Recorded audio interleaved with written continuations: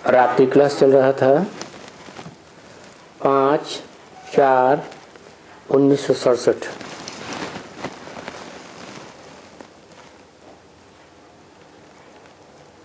पहले पेज की मध्याह्न में बात चल रही थी।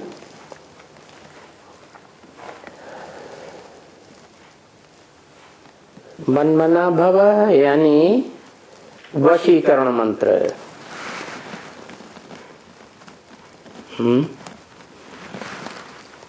कैसा मंत्र? वश में करने वाला मंत्र। मानो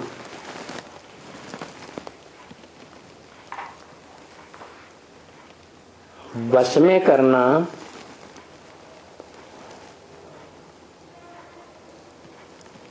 माना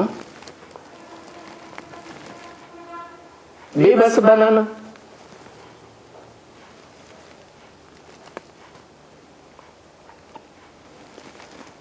और ये बस में करना, वशीभूत करना, ये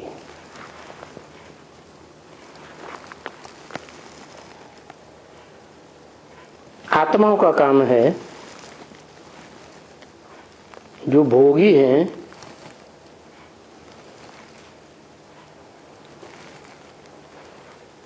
या जो सदा अभोक्ता है उसका काम है।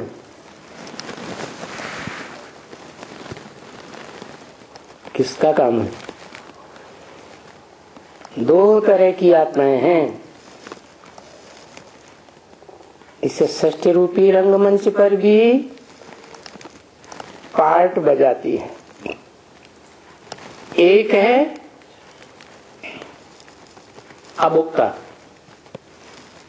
अक्षर, कभी भी क्षरित न होने वाली। इसे दुनिया में भी आके पार्ट बजाती है तो भी क्षरित नहीं होती। और दूसरी है क्षर, जो गीता में भी बोला। क्षर माना क्षरित होने वाली, पतित होने वाली, शक्ति छीन करने वाली। तो जो शक्ति छीन करने वाली हैं, क्षर हैं, वो सब भोगी है।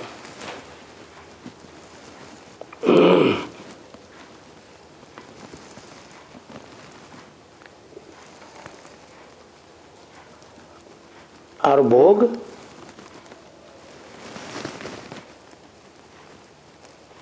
100% स्वस्थिति में रहकर किया जा सकता है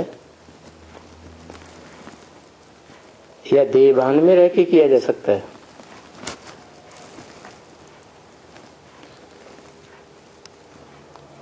सौ % स्वस्थिति में रह के किया जाए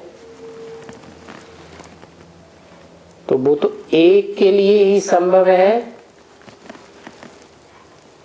जो 100% स्वस्थिति में रहता है और 100% अभोक्ता है। उसे भोग करने की दरकार ही नहीं।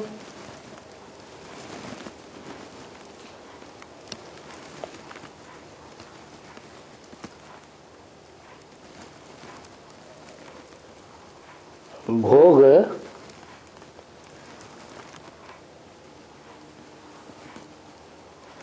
करने वाला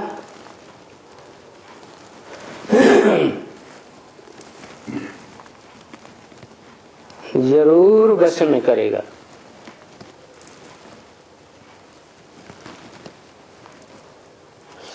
स्वतंत्र बनेगा, स्वतंत्र बनेगा।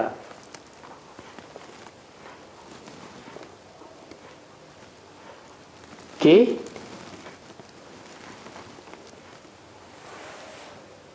स्वतंत्र तो बनना चाहेगा, लेकिन जब तक स्वतंत्र रहेगा तब तक स्वतंत्र रखना पड़े। और जब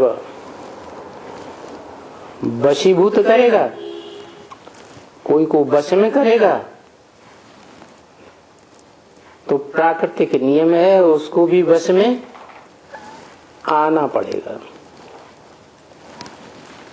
तो एक ही आत्मा है जो कभी किसी को वशीभूत नहीं करती, परतंत्र नहीं बनाती। क्या नारा है? स्वतंत्र रहो, स्वतंत्र रहने दो।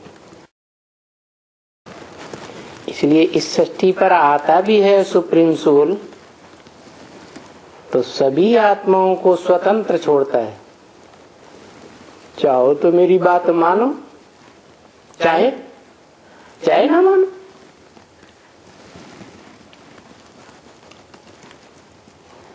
कोई दबाव नहीं।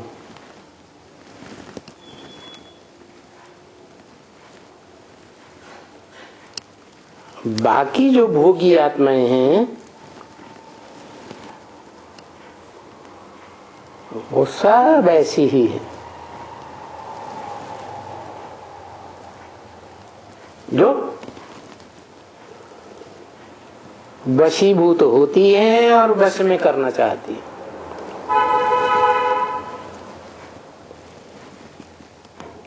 इसलिए वो क्षरित होने वाली है। परंतु उन क्षरित होने वाली आत्माओं में भी एक आत्मा ऐसी है, जब अक्षर इस सृष्टि पर आता है, अभोक्ता इस सृष्टि पर आता है,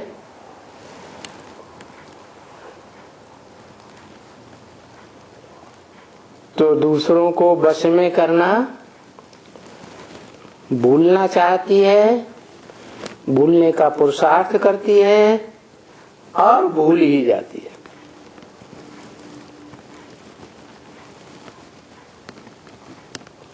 पांच सौ 700 करोड़ मनुष्य आत्माओं से लेकर गिनती में आने वाली 700-750 करोड़ मनुष्य आत्माएं भी हैं। लेकिन एक ही ऐसी आत्मा है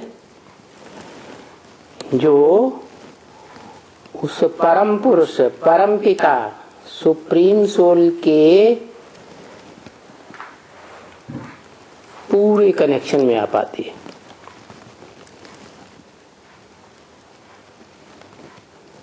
इसलिए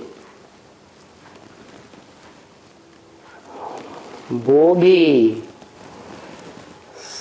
सदा काल के लिए तो नहीं कि भूत भविष्य वर्तमान सदा काल के लिए अभोक्ता बन जाए,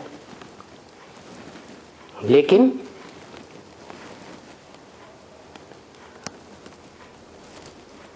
कुछ काल के लिए बनती है या नहीं बनती है।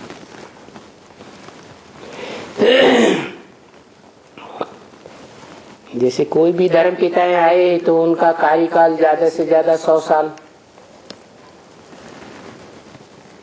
100 साल के अंदर वो अपने धर्म की स्थापना कर देते हैं। ऐसे ही जो सुप्रीम सोल सदैव स्वस्थिति में रहने वाला सदाशिव है, वो भी इस सृष्टि पर आता है तो 100 साल के अंदर ही स्वधर्म की स्थापना करता है। स्व क्या है? आत्मा। आत्मिक धर्म की स्थापना करता है, देह धर्म की नहीं। देह विनाशी तो देह के धर्म भी विनाशी। आत्मा विनाशी तो आत्मा का जो धर्म है, स्वधर्म, वो भी अविनाशी। लेकिन ये सृष्टि जो है वो अकेली आत्मा से नहीं बनती है। क्या ये सृष्टि अकेली आत्माओं से तो नहीं चलेगी। सृजन करने के लिए सृष्टि में दो चाहिए। क्या एंटी सेक्स भी चाहिए कि नहीं चाहिए? तो वो सुप्रीम सोल जो सदा शिव है, स्वस्थिति में रहने वाला है, वो भी इस सृष्टि में आता है तो भोगी आत्माओं के बीच में ऐसी आत्मा चुनता है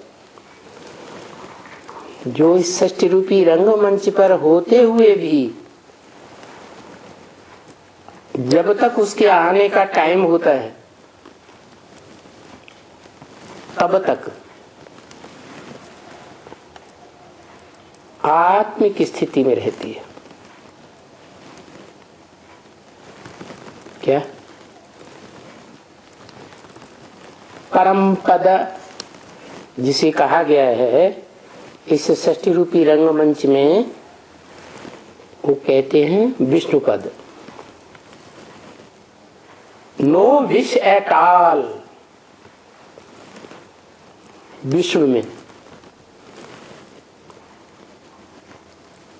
अंतिम जन्म तक भी विष नहीं होता। मना ऐसी आत्मिक स्थिति धारण करके रहता है कि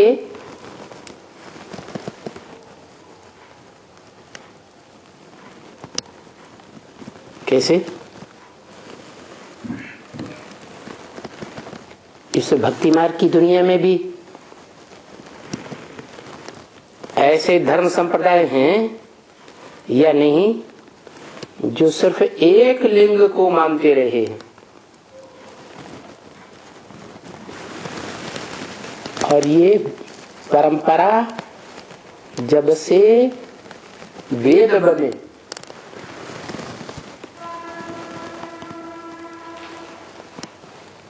तब से चलती रही।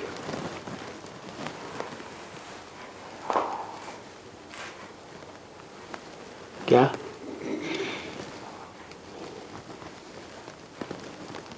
वेदवाणी ये कहती है एको सद्विप्रा बहुधा बदंती। इस संसार में एक ही सद माने सच्चा, विप्रा माने ब्राह्मण, एक ही सच्चा ब्राह्मण है जो अनेक प्रकार से गाया हुआ है। ब्राह्मण किसे कहते हैं? ब्राह्मण उसे कहते हैं जो पहली बार तो छी गर्भ से जन्म लेता है।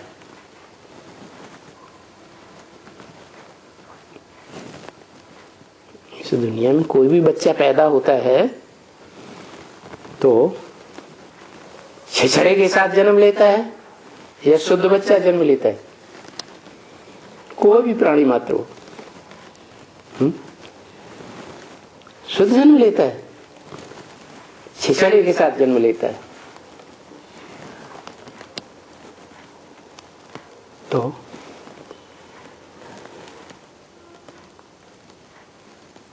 जन्म लेता है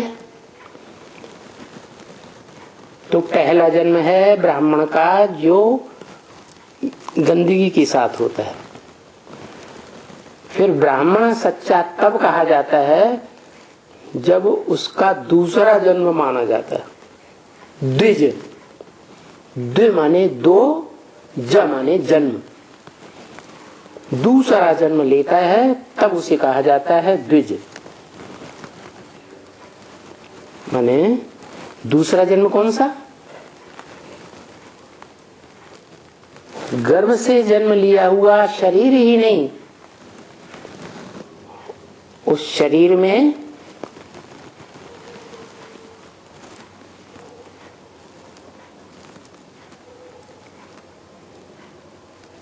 यज्ञोपवीत धारण करे। क्या नाम दिया? यज्ञ। आज के यज्ञों की बात नहीं है।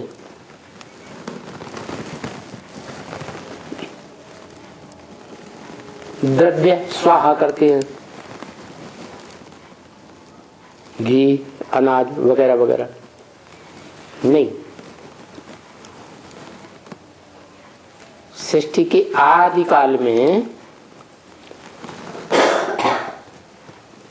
जब वो अक्षर सुप्रीम सोल आया था, सदाशिव जिसे कहते हैं, वो स्वयं तो किसी को वशीभूत नहीं करता,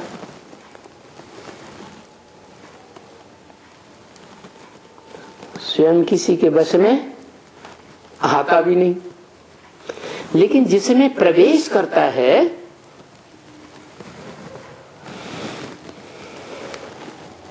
वो सबसे बड़ा वशीकरण मंत्र लेने वाला है, वशीभूत करने वाला।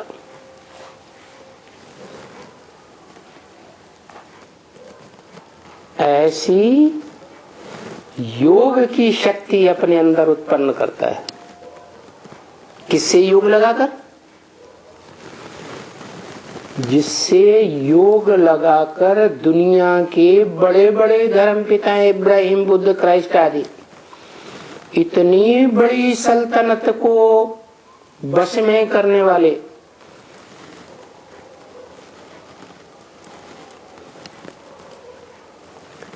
वो निराकारी स्टेज में रह करके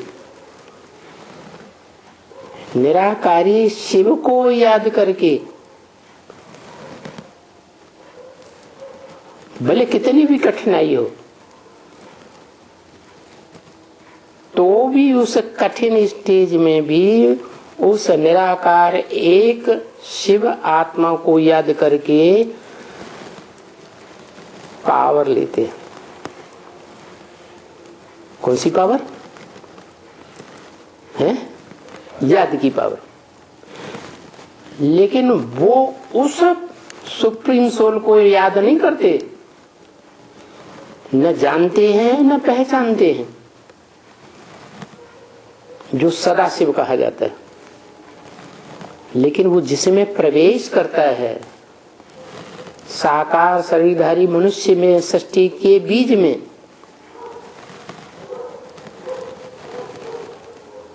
उसको पहचान लेते हैं।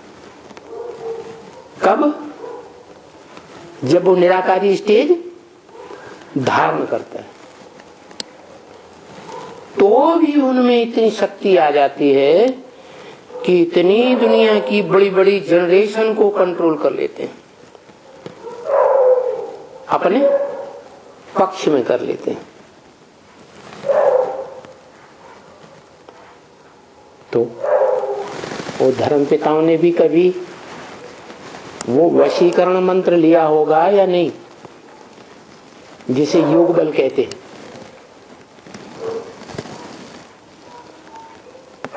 क्या है वशीकरण मंत्र?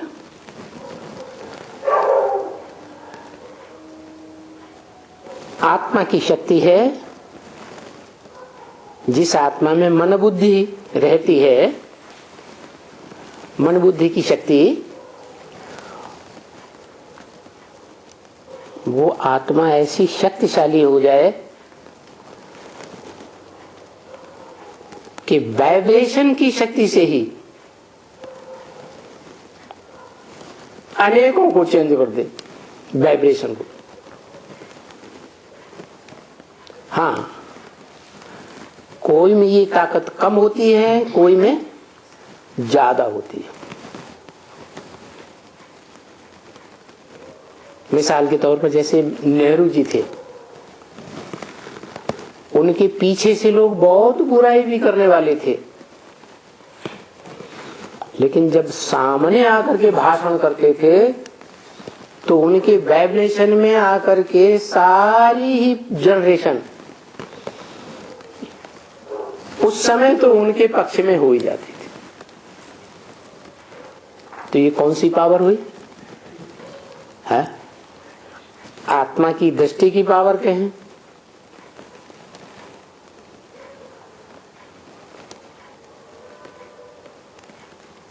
या कर्मेंद्रियों की पावर कहें, या मन बुद्धि के वाइब्रेशन की पावर कहें।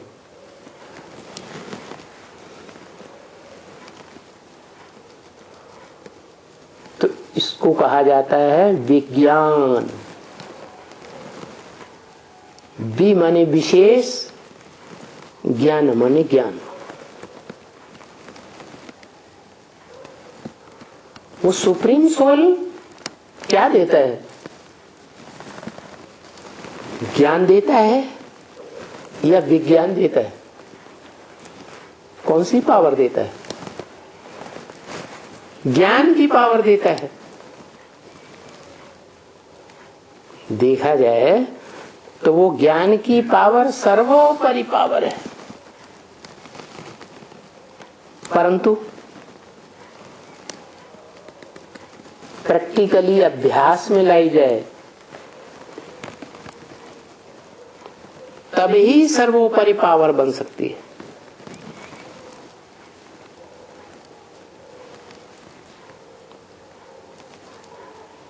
इसलिए गीता में कहा है नहीं ज्ञान सदसम पवित्रम ही विद्यते। इस संसार में ज्ञान के समान पवित्र कोई भी चीज नहीं है। दूध है, घी है, पवित्र है, प्योर है तो ज्यादा ताकतवर होगा, या मिक्सचरिटी है तो ज्यादा पावरफुल होगा। पवित्रता में ताकत होती है। तो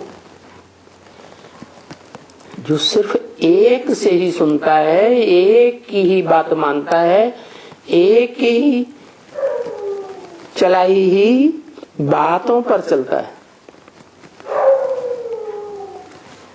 वो इस संसार में सबसे जास्ती पावर धारण कर लेता है। इतनी आत्मा रूपी बैटरी में शक्ति धारण करता है कि 1, 2, 4, 10, 20 जन्म तो क्या, पूरे 84 के चक्र में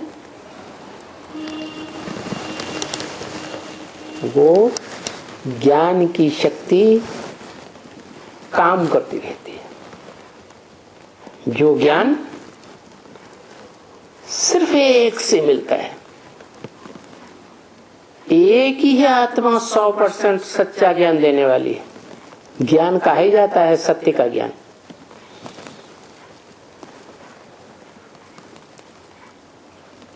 इसीलिए उस सुप्रीम सोल गॉड फादर को अंग्रेज लोग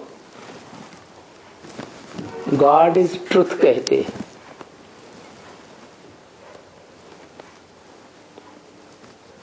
और ये भी कहते हैं ट्रुथ इज वन।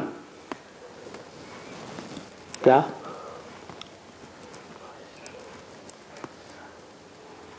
अनेक मनुष्य आत्माएं जो बोलती हैं, बताती हैं, सुनाती हैं, वो सच्चा नहीं हो सकता, क्योंकि सबके अंदर अलग अलग संस्कार स्वभाव भरे हुए हैं जन्म जन्मांतर के। जरूर मिक्सरिटी हुई पड़ी, एक दूसरे से मिक्स होती रहती है, संग का रंग लेती रहती है, लेकिन एक ही सुप्रीम सोल गॉड फादर है जो इस सृष्टि रूपी रंगमंच पर आकर पार्ट बजाता भी है,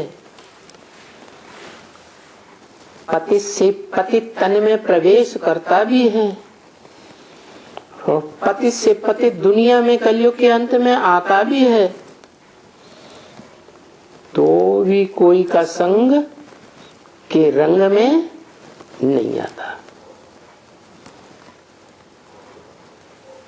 सदा अनासक्त रहता है।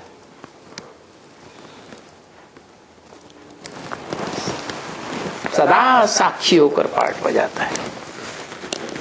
क्या साक्षी होकर? ये सारी ही आत्माएं, जितनी भी क्षण हैं, भोक्ताएं हैं, इन सब में अपने अपने स्वभाव संस्कार भरे हुए हैं जन्म जन्मांतर के। बिच्छू जैसा प्राणी है तो उसमें काटने का संस्कार स्वभाव जरूर रहेगा।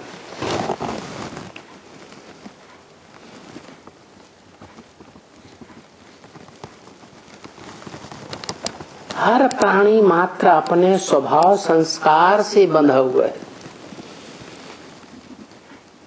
हाँ, वो स्वभाव संस्कार कभी सात्विक हो, कभी रजो प्रधान हो, कभी तमो प्रधान हो, क्योंकि इस दुनिया की ये रस्म पक्की है कि इस दुनिया में जो भी चीज है, क्या इससे सचित होने वाली सृष्टि में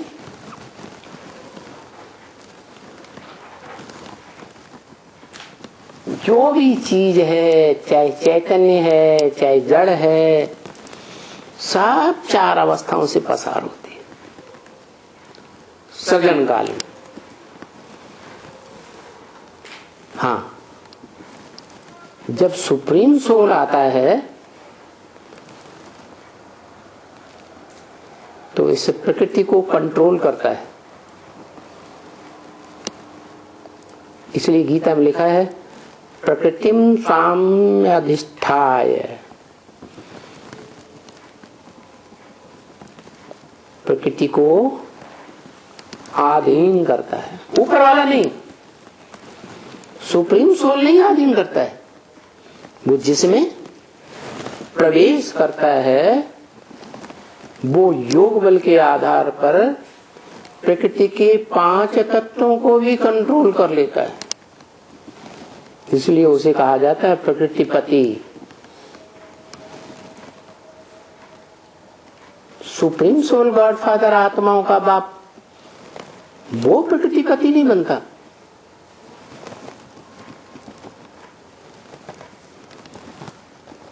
वो तो स्वतंत्र रहता है, स्वतंत्र बनाता है, लेकिन जिसमें प्रवेश करता है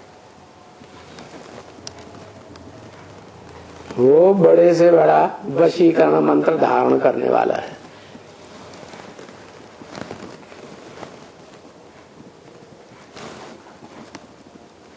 वो जब परिपूर्ण 100%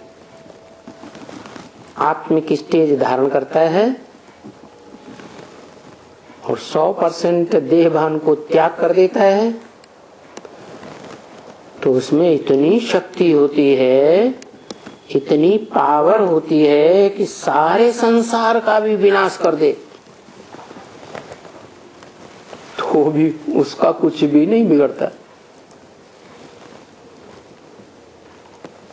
जो गीता में आया हुआ है,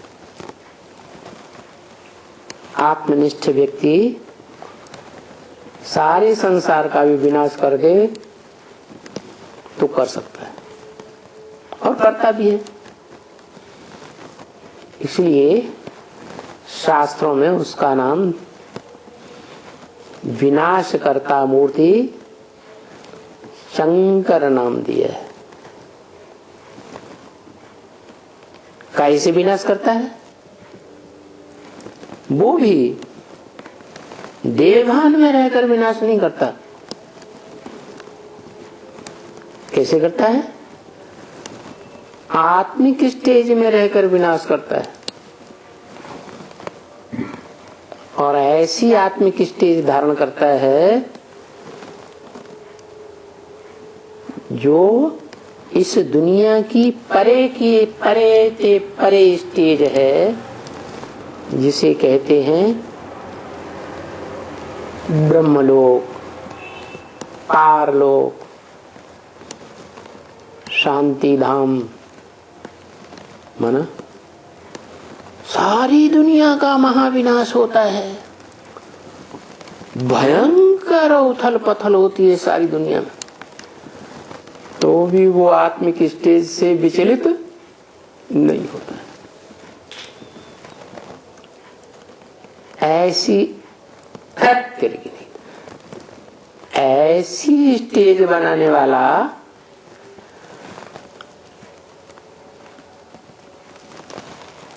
विश्वपति कहा जाता है। विश्व पिता कह लो, जन्मदाता है आदि में और अंत में वर्षा देने वाला है सुख शांति का। तो पिता कहा जाता है। पिता का काम क्या है? जन्म देना और वर्षा देना। जो पिता जन्म ही न दे, कुछ न कुछ वर्षा ही न दे बारिशदार को, तो पिता कहेगा। और फिर वो पति भी है। पति माने पाते, पाते माने रक्षा करने वाला, और रक्षा भी करता है। क्या? ब्रह्मा के रूप में स्थापनाकारी है, जन्मदाता है।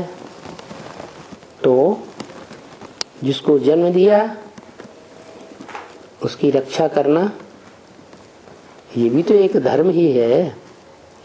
जन्म देता जाए, उनकी सुरक्षा न करे तो जन्मदाता का जन्म देना ही बेकार हुआ।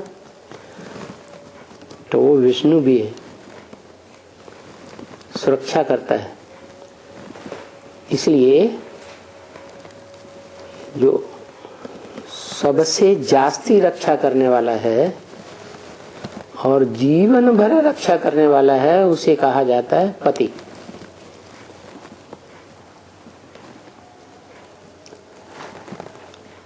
तो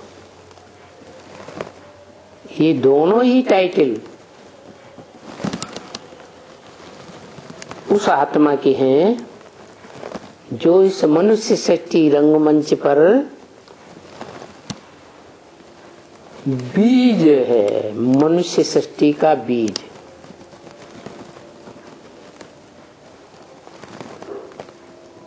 बीज माने ही पिता।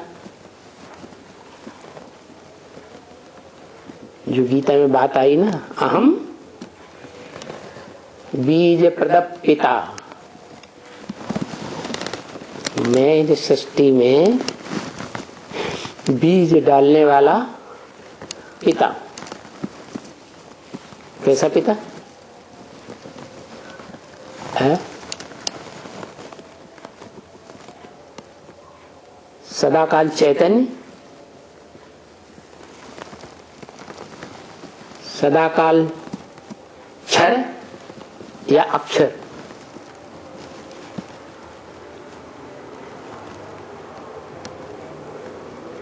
आत्मिक रूप में पिता या देह के रूप में पिता? क्योंकि सृष्टि तो दोनों से मिलकर बनती है। आत्मा भी चाहिए और साकार शरीर भी चाहिए। तो वो कैसा पिता है? जो बीज प्रदप पिता कहा जाता है इस सृष्टि में।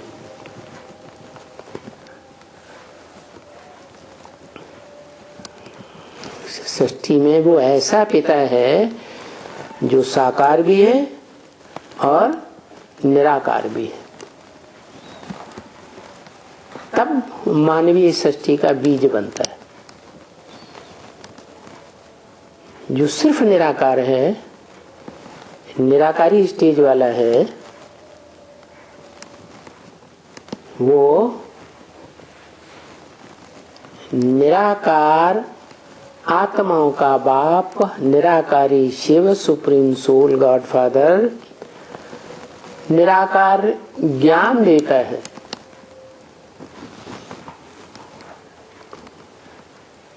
लेकिन जिसको पहले पहले आत्मा रूपी बच्चों में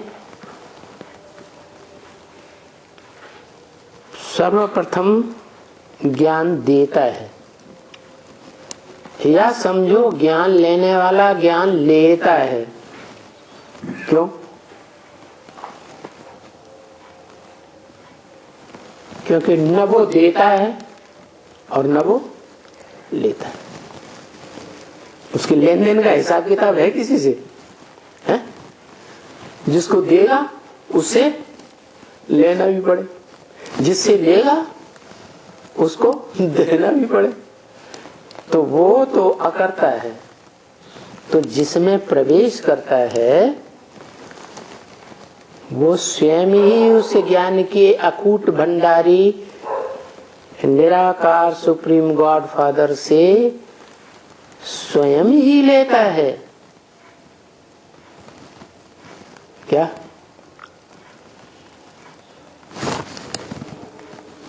वो सुप्रीम सोल देता है? हैं? देता तो है, सबको एक जैसा देता है। कोई कह नहीं सकता कि हमको कम दे दिया, इसको ज्यादा दे दिया। नहीं, वो तो आता ही है, उसके पास जो भंडार है वो देने के लिए। लेकिन वास्तव में लेने वाले नंबर वाले। तो जो अव्वल नंबर बड़ा बच्चा सुप्रीम सोल का आत्मिक स्टेज में टिकने वाला इस मनुष्य सृष्टि रूपी रंगमंच में, जिसको कहा जाता है आदम, एडम, वो आदम, वो एडम,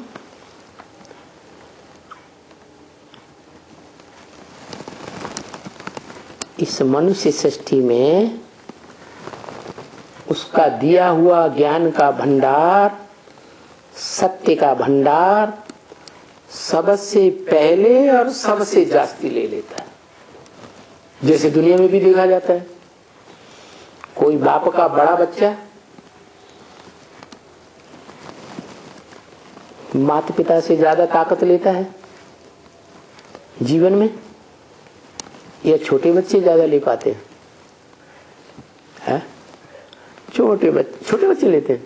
हाँ, छोटे बच्चे तो बाद में आते हैं। ऐसे ही इस सृष्टि रूपी रंगमंच पर जो आत्माएं बाद में उतरने वाली हैं आत्मलोक से सृष्टि रूपी रंगमंच पर पार्ट बजाने के लिए, वो आत्माएं थोड़ा ही ले पाती है।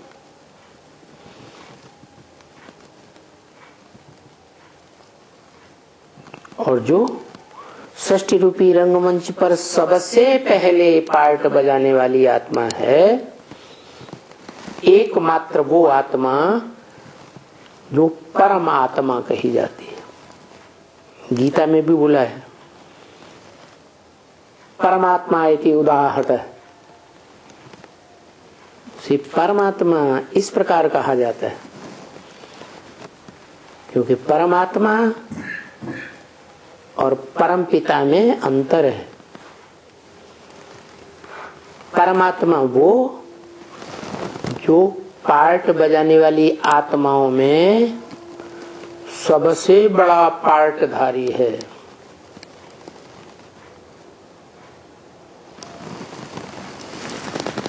उससे ज्यादा पार्ट कोई इस सृष्टि रूपी रंगमंच पर बजा ही नहीं सकता। इसलिए भारतीय परंपरा में, शास्त्रों में उसका गायन है आदिदेव।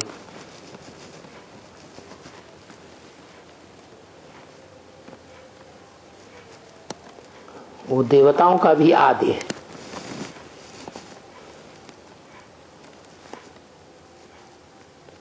मनुष्यों का भी आदि है। और इस दुनिया में जो भी है, चाहे राक्षस भी हैं तो उनका भी आदि है। यहां तक कि 84 लाख योनियां जितनी भी हैं, उनके भी स्वभाव संस्कार उस एक बीज में, जो मनुष्य सृष्टि रूपी वृक्ष का बीज एकमात्र है, प्राणी मात्र के संस्कार उसमें भरे हुए हैं। इसलिए शास्त्रकारों ने लिख दिया है क्या कि मनुष्य आत्मा है 84 लाख जन्म लेती है। 84 लाख जन्मों से आवर्तन करने वाली 84 लाख प्राणियों के स्वभाव संस्कार को अपने अंदर धारण करने वाली सिर्फ एक ही मनुष्य आत्मा है, देवात्मा कहो, अरे भगवान कहो, क्योंकि भगवान तो भगवान ही पैदा करेगा ना। सुप्रीम सोल गॉड फादर असली भगवान है, वो भगवान भगवती ही पैदा करता है। एक है तो पहले एक को जन्म देता है।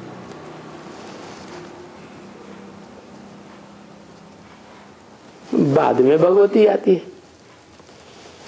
दुनिया में भी ऐसा ही होता है? परिवार में कोई बाप का बच्चा होता है तो बच्चा पहले, पुत्र पहले या पुत्रवधू पहले या साथ साथ? पहले पुत्र पहले, फिर बाद में पुत्रवधू आती है। ऐसे ही तो सृष्टि चलती है।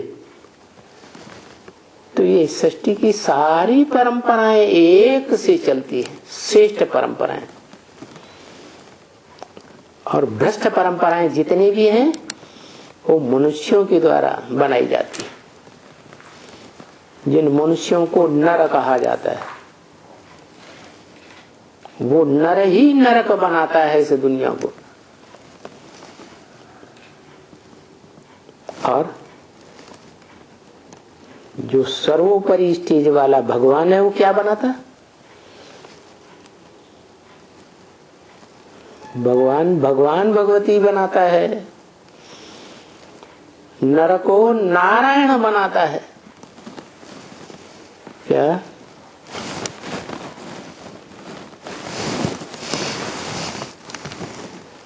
उधर खिड़की बंद।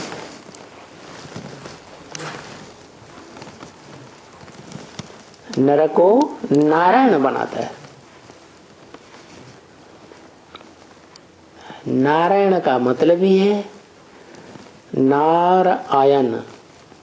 आयन माने घर, नार माने ज्ञान जल।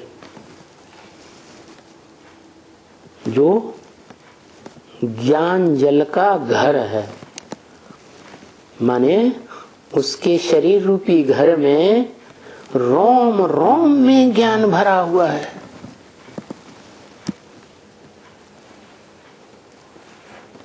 इसलिए उसके संपन्न रूप की यादगार शिवलिंग बनाते हैं, जिसका सात्विक रूप सोमनाथ मंदिर में बनाया गया था।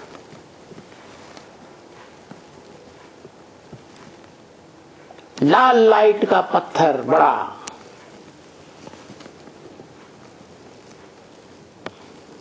वो लाल लाइट ज्ञान की लाइट है। उसे ब्रह्मलोक की लाइट कहो।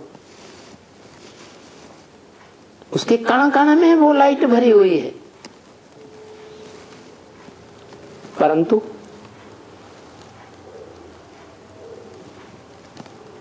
वो लाइट भी जड़ है या चैतन्य है?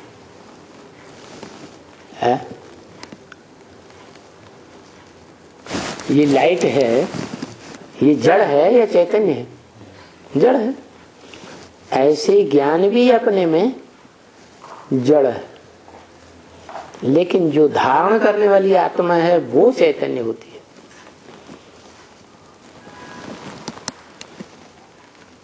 तो जो चैतन्य आत्मा है वो अपने असली स्वरूप में जब आती है, प्रैक्टिस करते करते, देवभान को भूलते भूलते, तब ज्ञान स्वरूप बन जाती है। और एक आत्मा ऐसी है मनुष्य सृष्टि में जो ऐसी ज्ञान स्वरूप बनती है कि शरीर रहते रहते ही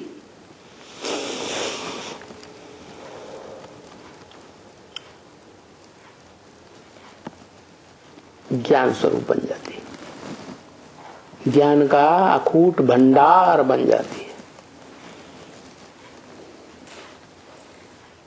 जैसे कोई दुनिया में बीज होता है वृक्ष का, तो बीज देखने से ही सारा वृक्ष याद आ जाता है, माने बीज में सारा वृक्ष भरा हुआ है। जैसे कोई रिकॉर्ड होता है, डीवीडी होती है, पेन ड्राइव होता है, चिप होती है, कितनी छोटी सी होती है, उसमें कितना रिकॉर्ड भरा हुआ होता है। ऐसे ही आत्मा भी एक रिकॉर्ड है,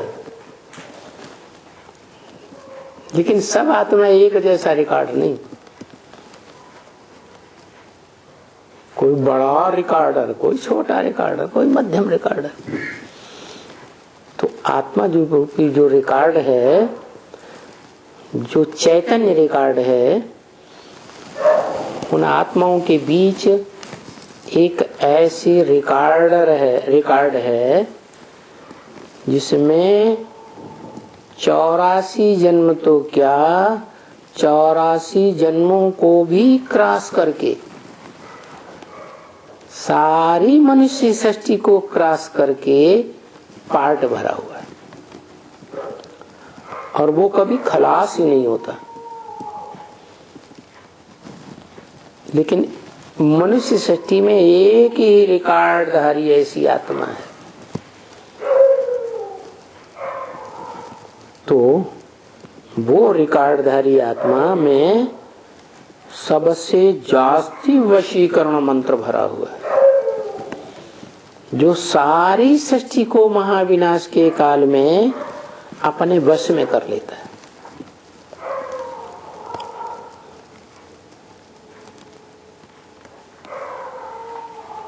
तो ये मन मना भव वशीकरण मंत्र है।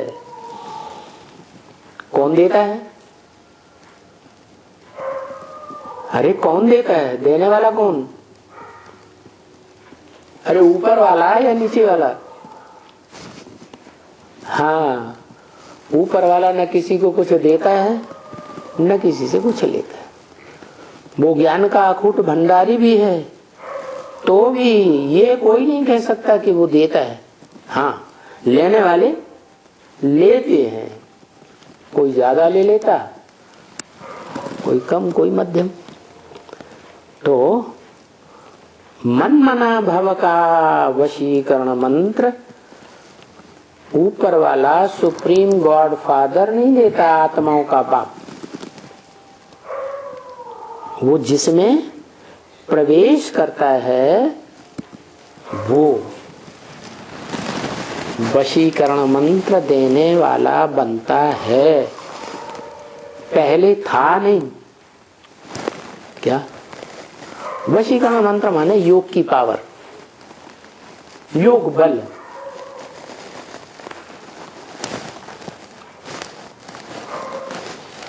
पहले नहीं था, पहले नहीं था, फिर कैसे आ गया? गीता में लिखा अभ्यासेन तो कौन्तेय वैराग्येण से गृह्यते।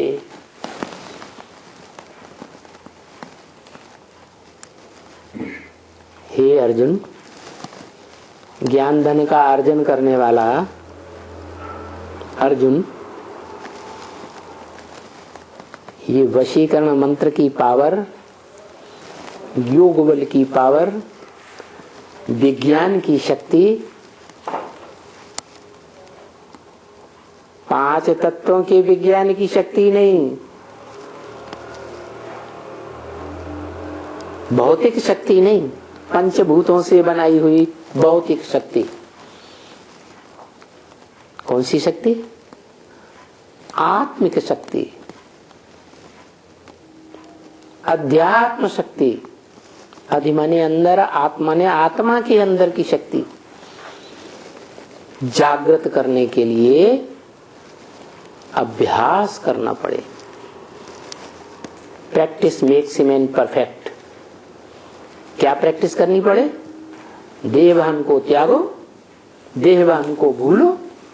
क्या याद करो? मैं ज्योति बिंदु निराकार अविनाशी आत्मा हूं, जिसमें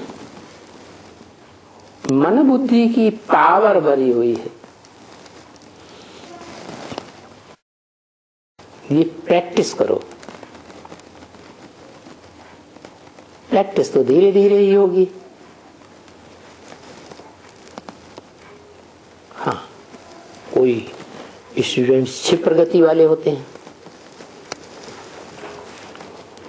कोई धीमी गति वाले होते हैं। जो क्षिप्र बुद्धि होते हैं वो तीव्र गति से धारण कर लेते हैं, लेकिन जो आत्मा की चैतन्य शक्ति बुद्धि है, मन बुद्धि, उसको सक्रिय बनाने के लिए, तीव्र बनाने के लिए ये वशीकरण मंत्र है, योग बल। किससे योग लगाना है? उस निराकार शिव ज्योति बिंदु सुप्रीम गॉड फादर से तो जो उसका आत्माओं के बीच बड़ा बच्चा है, वो ही पावर ले पाता है पूरी ज्ञान की। दूसरे बच्चे कोई ज्ञान की इतनी पावर ले ही नहीं पाते।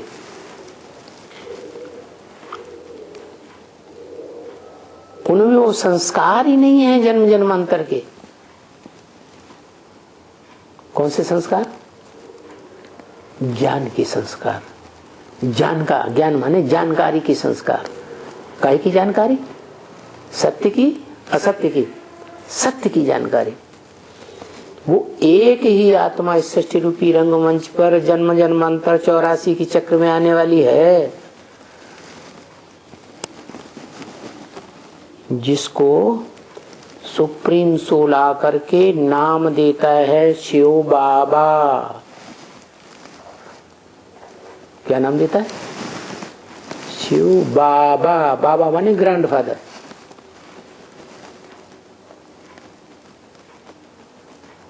वो देहधारियों में जो बड़े बड़े पावरफुल देहधारी हैं, ब्रह्मा, अब्राहिम, बुद्ध, क्राइस्ट, या उनके जीसस जैसे आधार मूर्त,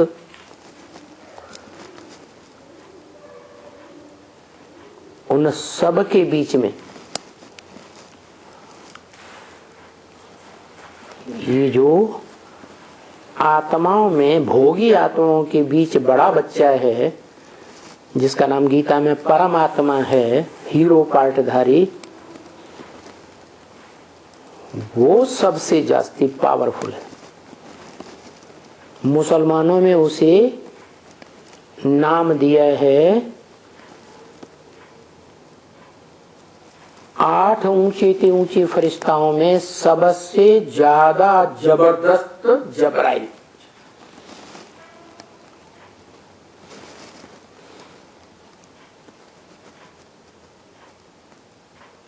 वो ऐसे समझते हैं कि ये शरीर छोड़ने के बाद फरिश्ता बना, लेकिन ऐसी बात नहीं है।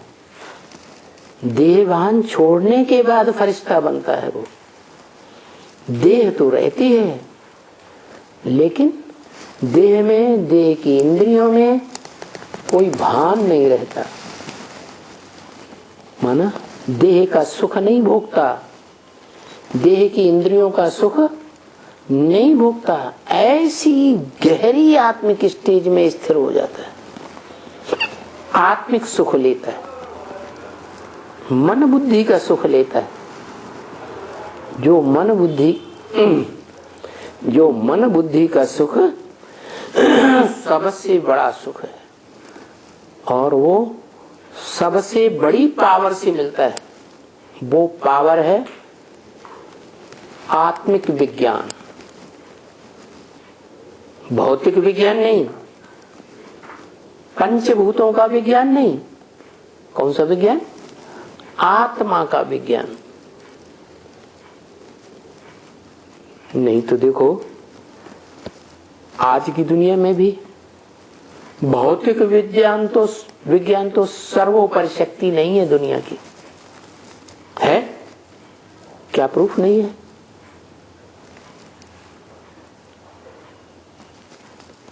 भौतिक विज्ञान भी हार खा गया। कैसे? है? बरमूला ट्रायंगल।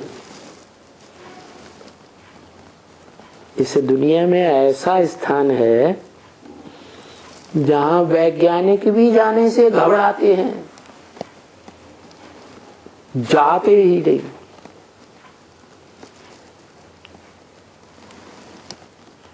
इसका मतलब क्या हुआ?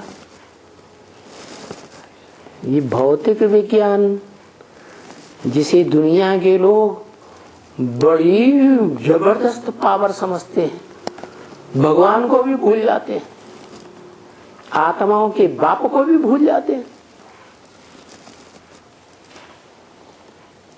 नास्तिक बन जाते हैं, भगवान को भी न मानने वाले, भगवान की रचना हेवन को भी न मानने वाले। क्योंकि भगवान तो हेवनली गॉड फादर है, हेवन स्थापन करने वाला है। कहते हैं कुछ नहीं होता है भगवान ईश्वर वर्ग, न स्वर्ग को मानते, न ये मानते कि हम नरक में रहते, नरक को मानते, न आत्मा को मानते, न परमात्मा को मानते। बस अपने ही अहंकार में रहते हैं। पंचभूतों का ज्ञान हमारे अंदर भयंकर भरा हुआ है, देह का ज्ञान। अरे देह विनाशी, देह के पंचभूत विनाशी, तो ज्ञान भी कैसा? विनाशी। असली चीज क्या है?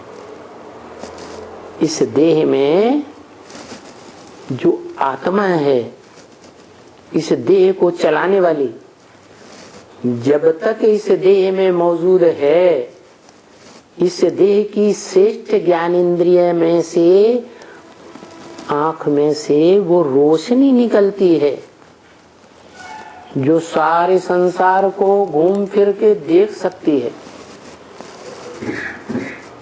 वो रोशनी, वो ज्योति ही आत्मा है, जो इन दोनों आंखों के बीच में एक आंख है महामंत्री और एक आंख है सेनापति। क्या? सेनापति सारी सेना को देखता है, यह है रूहानी मिलिट्री। और एक आंख है श्रेष्ठता को देखने वाली। तो ये दो आंखों के बीच में, महामंत्री और सेनापति के बीच में बैठने वाली ये आत्मा रूपी राजा के रूप में बैठती है और सारे शरीर रूपी राज्य को कंट्रोल करती है। ये ज्योति स्वरूप है, अविनाशी ज्योति है। अणोणीयांसम गीता में इसको बताया गया, अणु से भी अणुरूप, अति सूक्ष्म। मन बुद्धि की शक्ति से भरी पूरी ऐसी आत्मिक शक्ति को पहचानना बहुत जरूरी है। नहीं तो देह का जो भौतिक विज्ञान है पंचभूतों वाला, उसी के अहंकार में मर जाएंगे।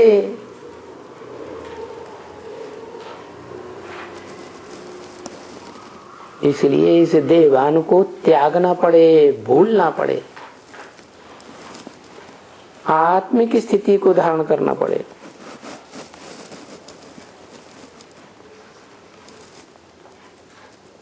तो अभी कौन सा वशीकरण मंत्र जपते रहें? मन मना भव, मेरे मन में समा जा। कौन बोला? ऊपर वाला आत्माओं का बाप, या आत्माओं का बाप जिसमें प्रवेश करता है, जिस ज्ञान का अर्जन करने वाले अर्जुन के शरीर रूपी रथ में प्रवेश करता है, वो बोलता है। कौन बोलता है? अर्जुन बोलता है या भगवान बोलता है? उसके रथ में चलाने वाला सारथी बोलता है। कौन बोलता है? मन मना भव। नीचे वाला है या ऊपर वाला? ऊपर वाला है? नीचे वाला बोलता है, वो बोलता है मन मना भव, क्योंकि उसी को मन है। मन चलायमान होता है, चंचल होता है, उस चंचल मन को कंट्रोल करता है। तो ये वशीकरण मंत्र जपते रहें, वो है मंत्र। वो मंत्र को जपेंगे तो क्या होगा? मंत्र जपे तो तिलक लगे। रामायण में कहा है ना, तुलसीदास चंदन घिसे तिलक देत रघुवीर। जो ज्ञान का मंथन करना है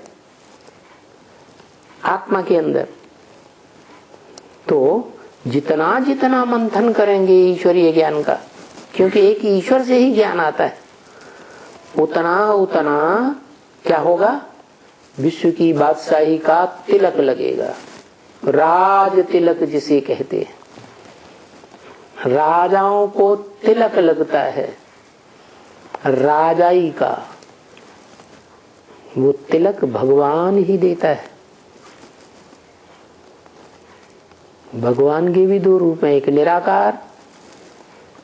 निराकार भी है तो साकारी भी बनता है। तो जो सबसे जास्ती चंदन मंथन ज्ञान का करने वाली आत्मा है, उसका नाम है तुलसीदास। क्या?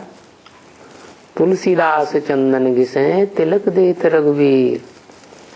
क्योंकि ब्रह्म वाक्य है क्या कि अपने अपने शास्त्रों में अपनी अपनी कथा कहानियां लिख दी है। तो रामायण में जो राम की कथा है वो किसने लिखी? राम वाली आत्मा ही तुलसीदास के रूप में जन्म लेती है कलयुग में, और द्वापर के आदि में वाल्मीकि के रूप में जन्म लेती है और रामायण लिखती है। जिस रामायण में लिखा है वेद शास्त्र सब ग्रंथन को रस, क्या वेदों का भी सार समाया हुआ है, शास्त्रों का भी सार समाया हुआ, सभी ग्रंथों का सार समाया हुआ है। वेदों का सार तो गीता में है, जो हम ब्राह्मणों का धर्म ग्रंथ है। असली ब्राह्मण ही सो देवता बनते हैं। ये देवी देवता सनातन धर्म का असली ग्रंथ है। नहीं तो आज के भारतवासी तो अपने धर्म ग्रंथ को भूल गए, धर्म पिता को भूल गए, धर्म शास्त्र को भी भूल गए। दुनिया के दूसरे धर्म वाले इस्लामी, बौद्धी, क्रिश्चियन सब अपने धर्म शास्त्र को जानते हैं, धर्म पिता को जानते हैं, मानते हैं, धर्म को भी जानते हैं, उसी धर्म पर चलते हैं। लेकिन भारतवासी इतने पुराने तमो प्रधान हो गए बुढ़े कि सब कुछ भूल गए। अब ऐसे भारत को फिर से स्वर्ग बनाने के लिए हेवनली गॉड फादर आया हुआ है इस सृष्टि पर, जो कहते हैं तुलसीदास चंदन के से तिलक देत रघुवीर, रघु माने सूर्य, जो सूर्य है वो ही सूर्यवंशियों को जन्म जन्मांतर की राजाई देता है। ये राजतंत्र है जो भगवान के द्वारा तैयार किया जाता है राजयोग से। ये गीता का राजयोग बहुत प्रसिद्ध है संसार भर में, इसलिए गीता की जितनी टीकाएं हैं हर धर्म में उतनी और किसी ग्रंथ की टीकाएं नहीं मिलेंगी। ओम शांति।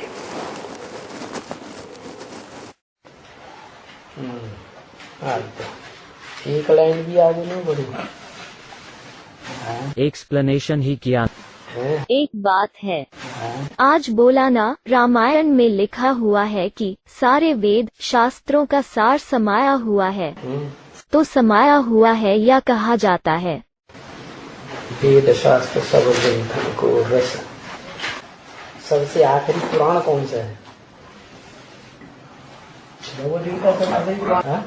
इस कलयुग के अंत में सबसे अंत में कौन सा पुराण तैयार हुआ? रामायण क्या? हाँ, रामायण। जो आदि सो अंत, उसी आत्मा ने गीता लिखी व्यास के रूप में। वही आत्मा अंत में आकर के ये पुराण तैयार करती है।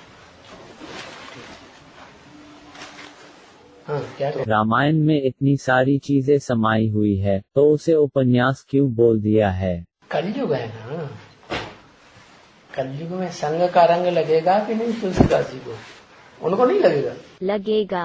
तो फिर बाकी उसको अपना भाव है, अपनी भावना के आधार पर कोई चले तो श्रेष्ठ ते श्रेष्ठ है, दुर्भाव से है तो श्रेष्ठ नहीं है। भाव प्रधान विश्व रचना, बुरे में से भी अच्छा निकाल लो। क्या नाली में से भी हीरा मिल सकता है कि नहीं? धूल में भी हीरा हो सकता है कि नहीं? हाँ? पत्थर में हीरा मिल जाता है। पत्थर में हीरा मिल जाता है। फिर और एक बात है, ये जो धर्म पिताएं इतने बड़े हुजूम को प्रॉब्लम दे रहे हैं, हाँ। लेकिन वो जिस परमधाम से आ रहे हैं उसकी स्मृति उनको नहीं रहती है। तो यज्ञ के आदि की स्मृति लेकर आते हैं। जितना उन्होंने भरा है संगम की, संगम जितना भरा है लास्ट में भरा, लास्ट में वो रियलाइज करते हैं। शूटिंग पीरियड के मध्य में ही कहेंगे ना। इब्राहिम ने कब भरा? शूटिंग पीरियड के मध्य में आगे भरा तो वो तो नहीं मिलेगा। क्या करे बेचारे, अपने अहंकार में मगरूर रहते हैं। नारायणपुरा में अहमदाबाद में एक मुसलमान आया था, उसने 7 दिन बैठ करके बाबा से कोर्स लिया नारायणपुरा सेंटर में, जहाँ वेदांती बहन थी। पालड़ी में नहीं था क्या? पालड़ी से नारायणपुरा सेंटर खुला पहले, उसमें उसको ट्रांसफर किया गया। छोटी माँ। हाँ, तो मुसलमान आया गपछैया, काला काला भूत। तो वो ब्रह्मा को ये डर गई उसे देख के। अच्छा। हाँ, उन्होंने हमको सोच दिया। बाबा ने समझाया, सारी बातें मान गया, फिर उसे बताया ही नहीं। अहंकार ही तो अहंकार।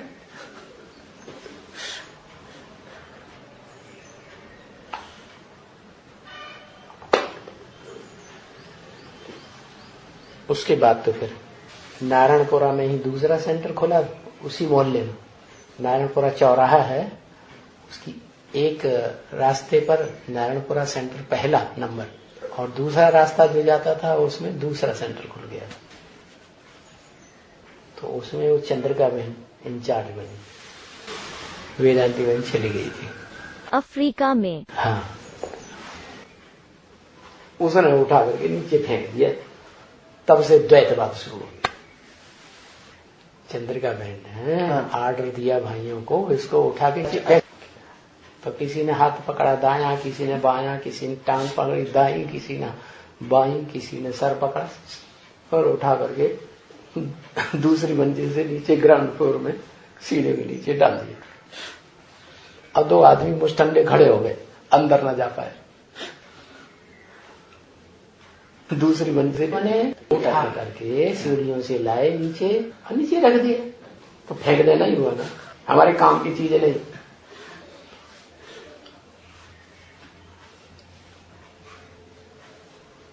तो तब से वो बीज बो गया, बो दिया गया है द्वैतवाद। द्वैतवाद।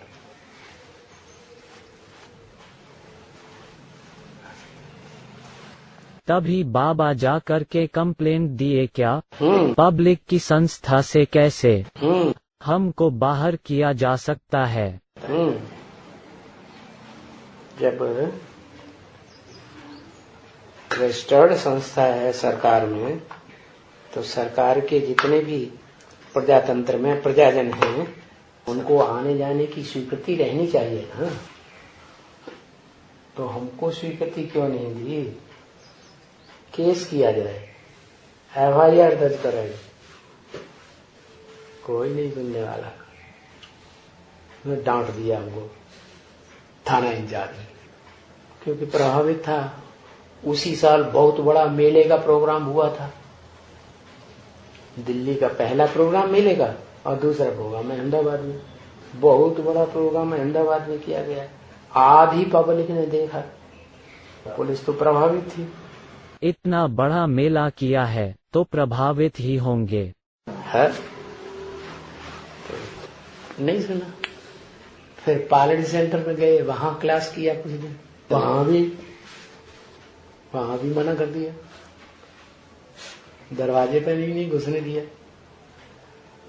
फिर वहां भी थाने में रिपोर्ट की, नहीं सुनवाई हुई। फिर तीसरे सेंटर में कांकरिया में खुला, तो वहां का पठान एक दरोगा था, उसने कहा ये FIR दर्ज तो हम करेंगे, लेकिन तफ्तीश करेंगे पूरी। तो बुद्धू तफ्तीश करने गए तो उन्होंने बोर्ड लटका दिया, ये कोई सार्वजनिक संस्था नहीं। और बोर्ड पढ़ के वहां का बुद्धू जी लौट आएगा थाने में। हमसे बताया, उन्होंने तो लिख दिया ये कोई सार्वजनिक संस्था नहीं। अरे हमने कहा इतना बड़ा प्रोग्राम हुआ पब्लिक में, आप क्या अभी ट्रांसफर होकर के आए?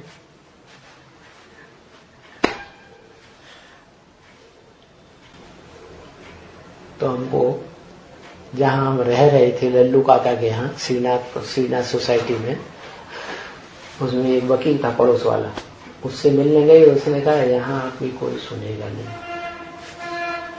ये गवर्नमेंट ही भ्रष्टाचारी गवर्नमेंट है, इसलिए आप अपने घर चले जाइए, वहीं गीता पाठशाला खोलिए और अपनी सच्चाई लोगों को बताइए। आप में सच्चाई में दम होगी तो दुनिया आपकी बात सुनेगी। बस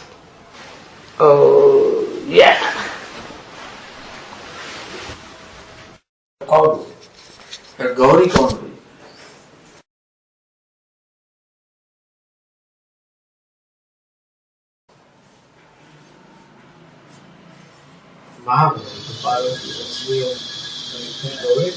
काशी माँ। सतयुग त्रेतायुग में तो इनका संगी साथी विजयमाला से होगा, बाप थोड़े ही रहेंगे।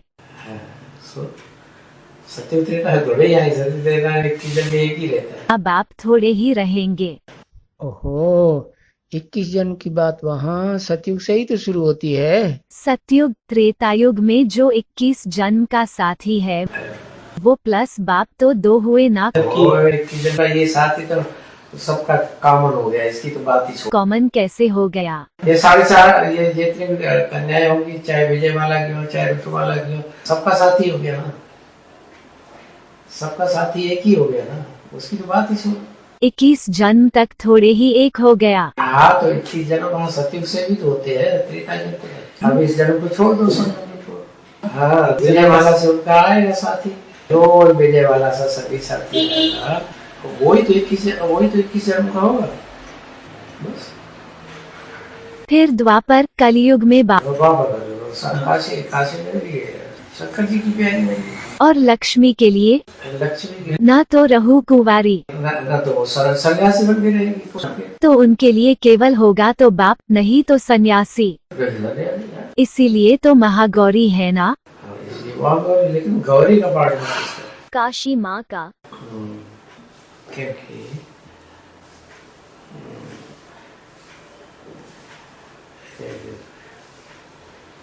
किस जन्म में उनका बदल जाता है,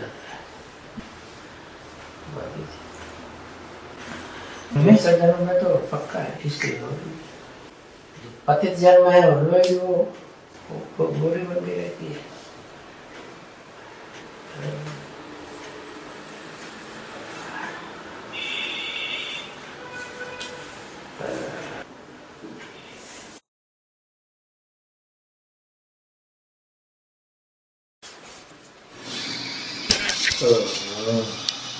आधार नहीं तिनकी तुम ही रखवारे हो, ऐसा होना चाहिए। क्या मतलब है इस गीत का? तुम्हें मेरे माँ करो, तुम्हें पिता करो, तुम्हें मेरे सखा हो, सर्व संबंध तुम्हारे से है। जिनको कुछ और आधार, जिनको दुनिया में कोई आधार नहीं है, कोई आश्रय नहीं, तुम्हें ही हमारे आश्रय है, तुम्हें हमारे रखवारे हो। ऐसा सरेंडर वर्ग में होना चाहिए। ऐसा होना चाहिए सरेंडर। ये क्या हम घर चले जाएंगे, हमारे मम्मी पापा हमको अभी तक भी परवरिश कर रहे हैं, सारी जिंदगी मम्मी पापा जीवित रहते हैं।